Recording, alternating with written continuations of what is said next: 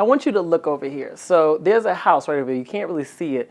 But that house over there, it's literally on the market right now for about $250 million, literally. I believe it may be the most expensive home on the market in America right now. It's right over there in the hills. And so I was driving with one of my friends, and we were driving from my home to Malibu. And in order to do that, you literally just go straight down Sunset. And so when you're driving through Sunset, you're driving through Beverly Hills, you're driving through Bel Air, you're driving through some of the nicest, and I would say the most expensive real estate probably in America. And my friend said to me, he says, this is real nice and all, but I don't know how y'all do it. I said, how we do what? I don't know how y'all live in these areas where there's not really a whole lot of other black people or people of color. I said, well, what do you mean? He said, well, that's the problem with our country. Black people can't live in these areas. They can't live in this kind of area. And I said, who told you that? He said, I'm just saying, you see, they don't live here. And we had a conversation. And that conversation ultimately led to what I want to say in this message, which is that if you believe that your community, black community, whatever community you're in, if you believe that that community does not have enough wealth within it, it is not enough for you to sit and complain about it. You have got to absolutely, without a shadow of a doubt, know that you have the power to bring wealth into your community. So as an insurance producer and as someone with various other licenses and financial investments, things of that nature, the way I look at my roles, I'm not just here to sell policies and manage people's money. That's not what I'm here to do. What I am here to do is to help people utilize financial products as a way for them to bring wealth into their household and into their communities. That's how wealth enters communities, one household at a time. Okay? And when you think about insurance, in my mind, insurance is probably one of the things that is closest to being able to create money for yourself.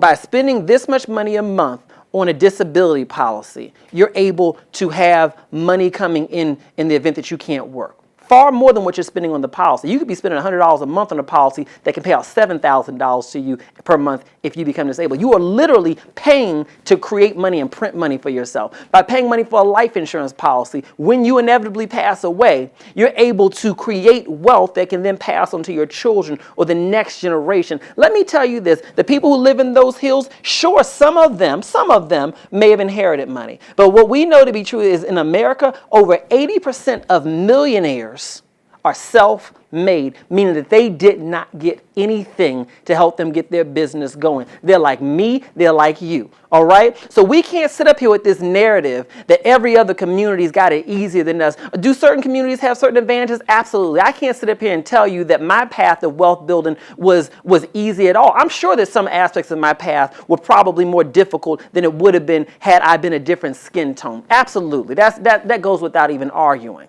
right? But what I can tell you is that could not be an excuse for me not to try. I could not sit at home and with my friends complaining about how other communities won't do this and won't do that and won't do the other while not building wealth. While other folks was complaining, I said, you know what, I recognize what y'all saying and it's real, right? But that's not going to stop me from doing what I have to do, right? Because at the end of the day, there's one name on the invoices that come to me when I need to pay my bills. So that's the one person who's responsible for creating wealth within my life. And then through doing that provided me with a platform, right? So now I can bring on other people. I have folks all over the U.S. where they're able to make money. I have some team members who literally, before they started with me, I have one in particular, worked in education, right? Worked in education. The net income, so after taxes, net income that he was making every single month came out to just about $3,700.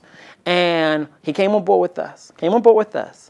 His first week's income, the first week that he actually made income with us, right? Because he got licensed, took a couple months to kind of get trained. But the first week that he actually made income with us, he made about $100 north of what his monthly take-home pay is. That's what he's been consistently doing, that and more every single week. So by him now, essentially, he's quadrupling his income at this point.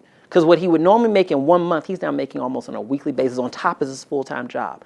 That's how wealth is created. That's that much more money that he can invest in himself. That's money he can use to purchase a home that can build equity. That's money he can use to invest in his children's future so that they can get education, so that they can create wealth for themselves. He's not sitting up here complaining about what everyone else is not doing for him. He's taking action to be able to build himself and empower himself. If you want to attract wealth to your community, then you need to be the person to do that, because that's how wealth is attracted to communities, one person at a time. Go out there and get skills so that you can attract more income to yourself. Go out there and support minority businesses. If you want to truly help a community grow, support the businesses in that community. Don't just share Facebook articles around systemic issues that are hurting that community. Go out there and support a business in that community. That's what you do if you want to grow wealth. For me, what I've chosen to do is I've chosen to get licenses and build a business where I can help other people build wealth within their communities. That's how I help communities. I'm not just sitting at home complaining. Wealth building is an inside job. You do it from inside of yourself, and you do it from within your own community. It is your job to build wealth in your community if you see that there's a need for more wealth in your community, and you have the ability to do it. We all do.